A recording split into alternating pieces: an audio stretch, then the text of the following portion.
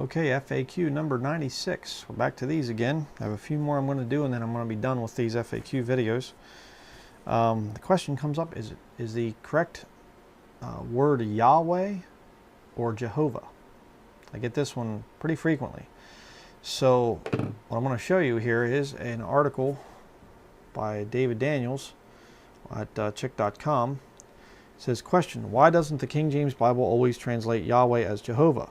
Answer, you expressed a concern about the following statement by Gail Ripplinger. She says here, now we are seeing a parallel move within the new Bible versions where it's not Jehovah anymore, it's just Lord.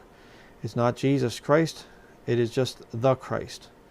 You are correct that the KJV uses Lord to translate the divine name in most instances. However, there are 7 instances in which the KJV translators used Jehovah for very specific reasons. Gail Ripplinger actually was correct that modern Bibles have removed Jehovah in these 7 instances, and they have, like the NIV. The KJV translators used the name Jehovah under the name Yahweh, or whenever the name Yahweh was found under one of the following 3 conditions. And, you know, I'm not going to read this whole thing. You can read the article. You can go. I'll leave the link to it down in the description box. But, you know, for sake of time, these are short answers to people's questions. You know, again, we have this situation where why would the translators say it a certain way? Well, because I believe God directed them. I don't believe that the King James Bible was re-inspired or somehow whatever. You know, I believe it was preserved down through the centuries as inspired copies, and then the translation itself was inspired because of that inspiration that goes back through. Not because it was somehow newly inspired or something. It's just that it was providentially preserved, and that inspiration carried through those Greek manuscripts and some of the other translations that preceded the King James, and then the King James itself. God's stamp of approval is upon this book, in other words. And again, you say, but I think it could have been translated. Okay, then throw out the King James Bible. See, what's your final authority?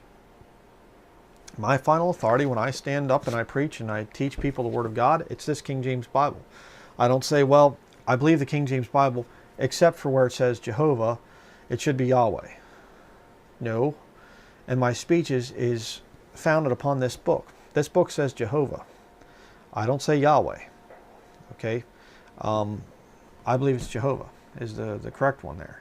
And, you know, I look at the thing and I look at it and I see 3 syllables there. Jehovah. There's 3 within the Godhead. You know.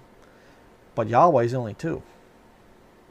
Which is why I think a lot of Jews would probably, that reject Jesus Christ, I should say, that's why they're saying Yahweh.